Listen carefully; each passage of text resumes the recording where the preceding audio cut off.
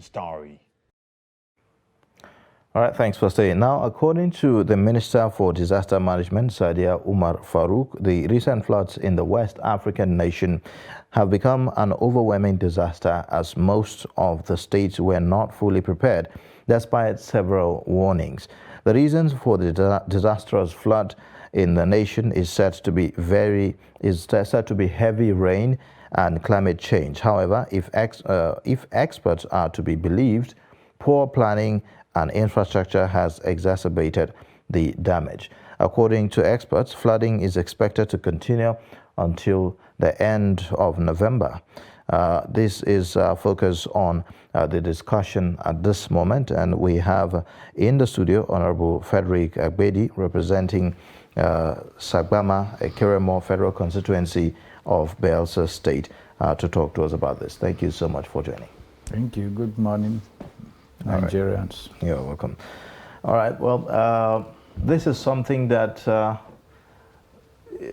there have been, I would say, we saw coming, if I can say that. We saw it coming because there have been predictions by NIMET that we are in for a series of flooding, perhaps unprecedented one like we've never seen before. So, and this is not new. It's something that happened virtually every year. But it looks like we are caught off guard in our responses to it. What do you say to this?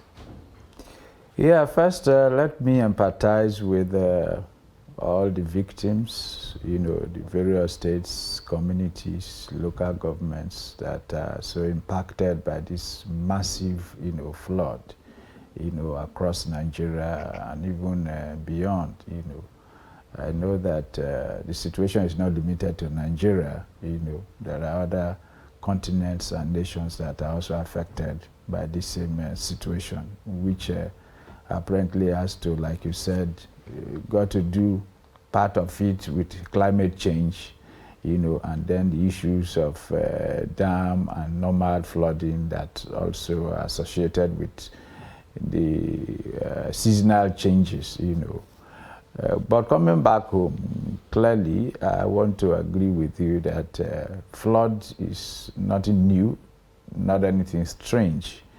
The question has been, how have we as a nation, as a people, been prepared for it? If you come to my local government, every year you have a number of communities that for some 3-4 months they are underwater. They are used to it. There's nothing they can do about it. Government has done nothing to alleviate their situation. So for them, well, this is part of life, and we've got to live with it. So when a government, a nation, do not prepare for both the anticipated, expected, and the unforeseen, then you are bound to have the worst situation, time without number. We are in the worst situation. This flood is worse than what we experienced in 2012. And between even 2012 and today we're talking about, we have had different, levels of flooding every year. What has government done in this regard? Clearly we haven't done. So could anything. it be that perhaps the perception is that, well, this is normal, we are going to cope with it as we have always done? Perhaps the magnitude of the floods that we are seeing now was not envisaged in the first place. Yeah, but the consideration is, have we ever coped? No. No. There is no given time that, yes, it happened and we're able to cope with it. No. It's just say, yes, take faith, whatever that happens, this will come to pass. And at the end of it, we all forget about what we had gone through. That is the problem we have. Take, for example, when the flood is ravaging, experts will be talking about, okay, building shelters and all that. Ask yourself in Nigeria, is there anywhere in this country that shelters are built, that in case this happens, people of this state will move to these shelters in so place, people of state B will move to these shelters in so place, people of state C will move to shelter in so place? there is nowhere in this country where shelter is built, where you evacuate the people when situation like this arises. So we are a momentous people, completely a momentous people. When the moment comes, you hear the whoos and cries. At the end of it, life becomes normal. Whether you lost everything in it or not, nobody cares again. Yes, you are back home, move on, and we'll move on, waiting for the next to happen. And so if we continue to run our society in this way, how do we expect that things will get better? It will never get better. Okay, take for example, some people claim that it is Cameroon opening their dams and blah, blah, blah. Over the decades, didn't Nigeria anticipate that other countries were building their dams? And at the moment they opened their dams, there was going to be impact on our country. And then we expect, experts have also said, build some 3-4 dams across the river Niger, Benue, to be able to take care of this situation. Experts have also recommended that there's massive siltation in our rivers. So there should be dredging to deepen this river so that it will have capacity to collect more water. None of these things is going on. Well, the proactive measures actually have not been taken, and we've always said, we've always seen these kind of situations. For example, he alluded to it, that we got warnings that this was going to happen, and we still waited, and it happened. We didn't take any steps. So we've always been a reactive sort of people. But a lot of people now, with this current flood situation, are even complaining that even the reaction is not what is expected, and that the people who have been affected by this, the victims, are not receiving the required relief or the required attention that they feel they should receive after a disaster like this. Yes, I totally agree with you, and I agree with the views of the people. And that is the same view I'm expressing. Take, for example, NIMET says flood is coming. If you go to some states, including my state, you see canals and rivers being opened up, in anticipation that when the flood comes, this will help assuage the situation. But whether that is enough to actually assuage the situation is the challenge we are seeing now. Maybe the number of canals, drainages that are opened up are not enough to capture the quantum of water that is flowing into the various communities and various states. So it has actually not helped the situation as much as we expect. Now, when we talk about relief materials, whether government is reaching them or not, take for example, the Bayelsa Caucus of the National Assembly held a press conference saying Bayelsa is severed from the rest of the country. So I listened to the Minister for Humanitarian Services saying that we have dispatched food supplies and all that to various victims, across all the states. Take, for example, Bayelsa is severed from the rest part of the country. So, can your truck get to Bayelsa? Not possible. You can't access Bayelsa. And we sit down here and said, we have distributed palliatives, support has gone to all the states. Have you been able to even discuss and analyze how these things you said you have distributed will get to Bayelsa? It will not. It is not possible. Are you talking with experts? Are you talking with the state? Yes, agreed. My governor appreciated, Mr. President. Our National Assembly caucus also appreciated, Mr. President, for giving the directives that all agencies involved, in rendering services at this time should quicken action to ensure that, support services get to the people. But when the minister says, we have done this, is that enough for people in Bayelsa to say, yes, relief is coming? You should understand how these relief materials that you are talking about that have left your office, your warehouses, how they will get to the people. Because getting to the people is the most important thing. The people getting that succor and relief is the most important thing. Sending them out, sending your officials to say, yes, we are doing it. It's not what it is today. As we speak today, if you go to Bayelsa, you can't access food. You can't access medication, particularly within those who are outside certain radius where you cannot come from your community to the state capital, or you cannot come from your location to the city center to be able to pick what you want. So you can see the governor on his toes every day, moving with canoes, moving with boats, moving sometimes with helicopter to see what is going on and appealing to the people to cooperate. You know, it's a massive thing. Okay. But the other expectation is that, you know, in times like this, you see even the military taking responsibilities.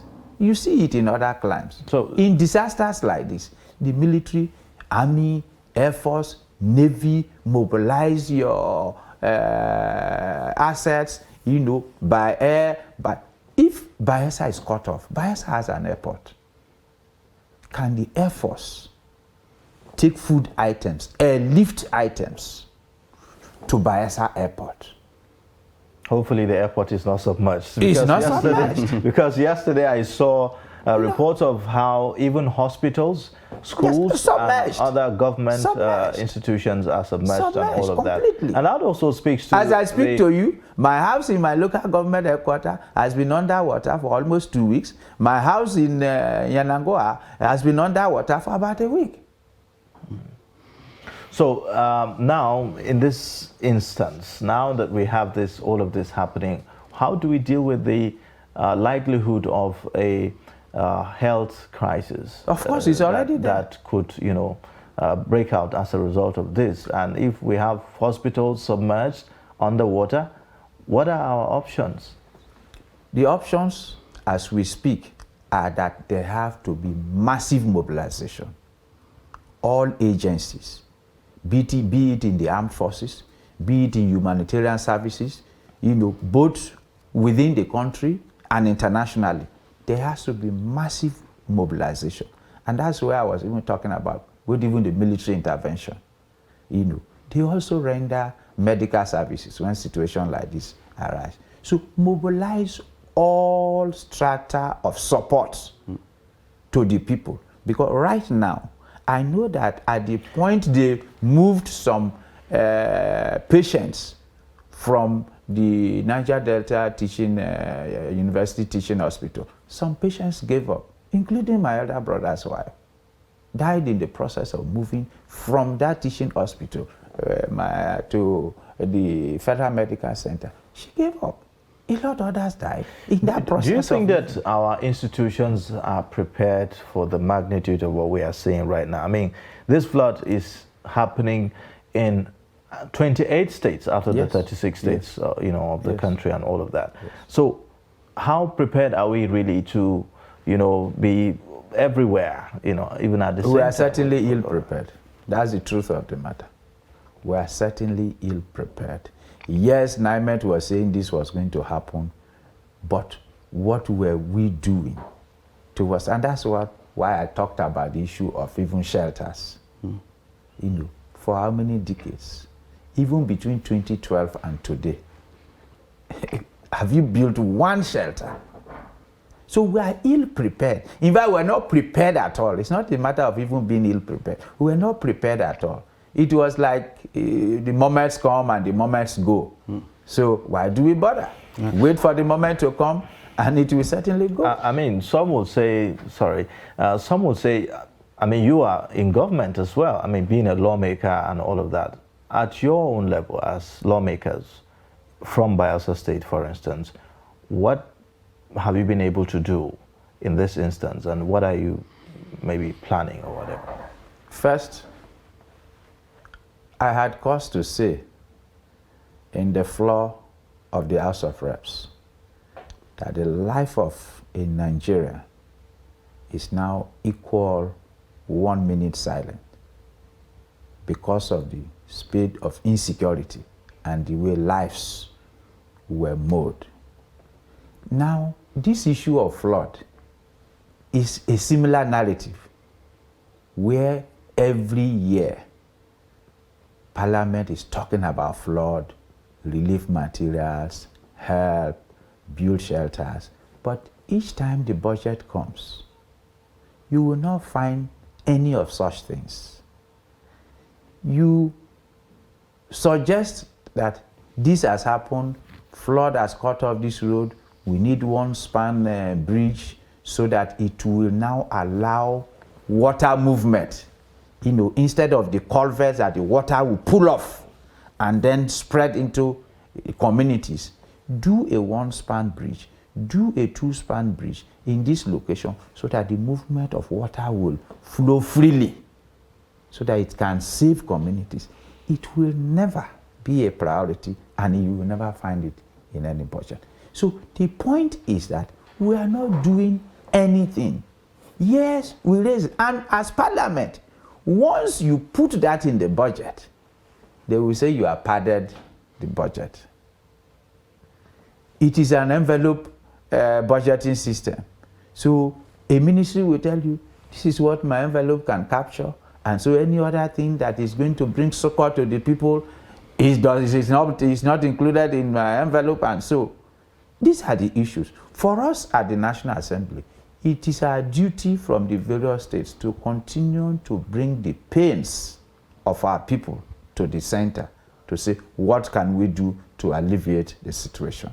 Other than that, back home is to continue to talk with our people, is to continue to felicitate with our people, is to continue to also render our little support in one way or the other to ensure that, that most of the times in Parliament, we also do medical intervention. With this kind of situation, I know that a number of colleagues from our state, in our next constituency budget, we will have to do with medical interventions, so that now people need medical attention. As the water recedes, there will be medical attention, and thereafter. So there are issues of before, within, and after. And we are ready to do the little we can contribute within our reach and capacity to ensure that succor is brought to our people. All right. Well, still on that, since you actually brought it up, I mean, you've talked about the three stages: the before, the during, and after. Well, the before has gone now. We haven't done anything, and we're facing it now. We're currently in it. So let's look at the after. Now, we've talked about a health crisis that might brew after this, which we know will come, and things that need to be done. What about the economic aspect of it? For example, now, let's bring it back to Bayelsa. When these waters recede and things, the flooding is no longer active, definitely people will need to get back on their feet. Are there any plans to make sure that this happens? As a representative of the people, is there anything that you are putting in place to make sure that people have something to fall back on after this crisis? Yes, and that's why I talked about even we as parliamentarians considering medical interventions, from our constituency interventions that usually we have. Thank God this is a budget period, and so you have seen the situation yourself, so you must think on how your own contribution can also alleviate, the suffering of the people. Other than that, yes, of course, back home, the government will look at a number of issues. Take, for example, after this flood, so many of our roads will be impassable. And so government, first quick responsibility is to ensure that there is some remediation process where you can now move goods and services from one point to the other. That is first and the most important thing. Thereafter, you will be talking about medical services, because this water is going to move all kinds of debris from one point to the other. And that is where you expect that even an epidemic is going to come. So medical services will be of utmost importance. It will you even increase the capacity of ensuring that no epidemic, arises out of this. Thereafter, you'll be talking about economic services. Sometimes you see that as we speak, the state government is providing relief materials, food services, and all that. A few days ago, I was talking with the governor. Because the roads are cut off, how do we even get food from outside into the state? The only option available right now, like we know, is either that the Air Force is using their planes to convey relief materials to the airport, and then from that point, maybe the state can find a way through canoes to move these things to the city center, or you have to pass through Delta State, Warri, because it's a mangrove swamp area. They are not affected by this massive flood. So you take boats and take these relief materials from that point straight to Yanagwa, or from Port Harcourt straight by river to Yanagwa. These are the only sources through which you can take quantum of relief materials to Bayelsa State. All right. Otherwise, you won't be able to, save the situation at least. And there will, as we speak now, there may even be shortage of food, because what the people have been buying will be the food that was available within the state before this cut off from the rest of the... All right. Now, a lot of people have been asking the question since after a similar incident that happened in 2012. What has been done? There have been several recommendations, like you mentioned earlier, about building buffer dams, also talking about dredging of the major rivers. Yes. What happened to the contracts in those respects? Are we likely to see some kind of probe or investigation by the House of Representatives into what happened to the construction of those buffer dams as well as the dredging of the rivers? Yeah, of course, with what has happened, there are going to be discussions to the extent as to which were the dams that were intended to salvage this situation over time, that the federal government got involved in, whether they are completed or they are not, and at what stage of completion, what was the extent of finances that were put in, and why were they not achieved. These questions will regenerate, and I'm sure that through investigation we'll be able to find out what. But speaking very critically, from 2012 to date, I haven't really seen a situation where the federal government says these projects, be it dams, be it dredging, that these projects are intended to remedy a flood situation. I haven't heard. As a Nigerian that is an adult, as a parliamentarian that has served this country for a couple of years, I haven't heard that deliberate tendency to say, assuming this reoccurs, these stopgap measures we have taken will salvage the situation. I haven't heard it being taken.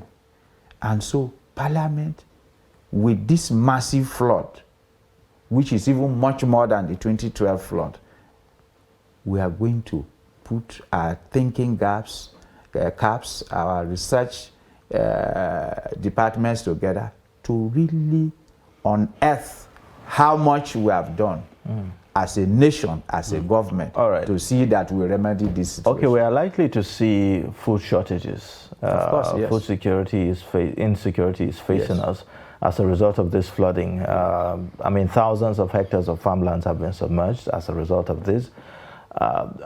So what should we be doing to avert any kind of food crisis that is likely to follow this? I mean, this is harvesting period. Yeah. And, you know, a lot of farmers have lost a lot of things.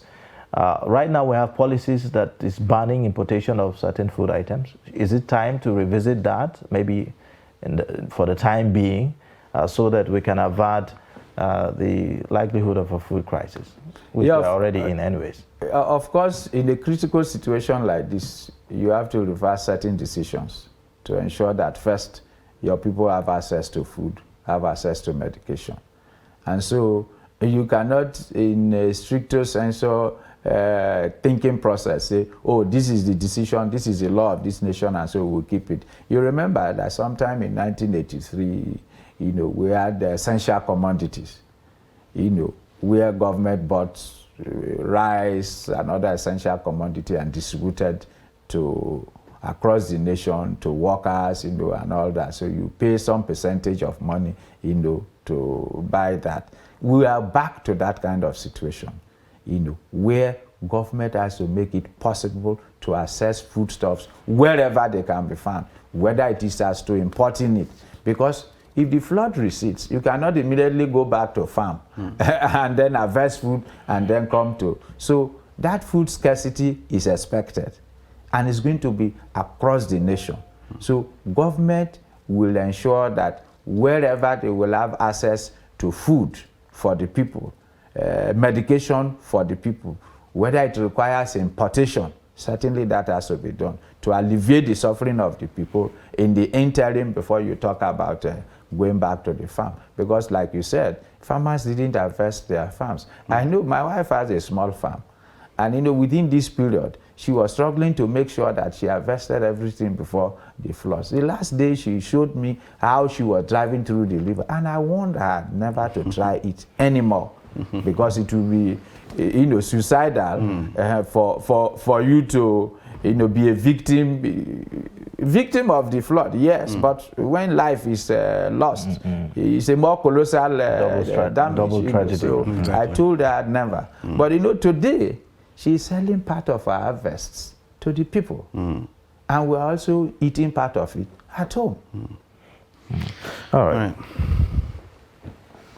All right, so finally, before we go quickly, are we likely to see any proactive measure as a fallout of this? Now, we saw it in 2012, nothing was done, now we're seeing it again. Are we likely to see it? Yeah, for us at the federal level and for us in Parliament, we are going to insist. We're certainly going to insist that it can't be as business as usual, that if in 2012 we didn't see any difference, preceding years we didn't see any difference, and we have come to see this. In fact, it will be foolhardy for. Unfortunately, the Parliament have few months to go. It doesn't matter. It's almost 2023 election setting. The Parliament, yes, few months to go, will be working till June next year. And hopefully the parliamentarians will not be carried away by the election, by the campaigns. Yes, you see, campaigns, you can't even do any meaningful campaign, particularly for those of us from the grassroots. You can't do any meaningful campaign until the water is dried off, That's the truth of the matter. So in between this period, you struggle to be with your people. You also come back to do your work and ensure that the suffering of your people is brought to the discussion table. So there are certain decisions that will alleviate the situation, going forward, will now be, taken. So that we now have to also interact with the executive arm of government to ensure that, now that it is so, we have to review certain things in our budget to take care of some of these situations. Because next year is not far away anymore.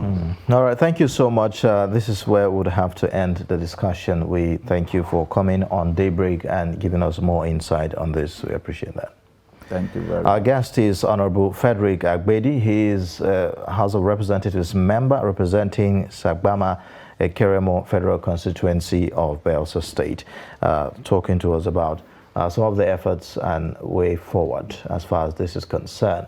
We'll take a short breather now, and then when we return, we'll take a look at other issues on the program. Please stay with us.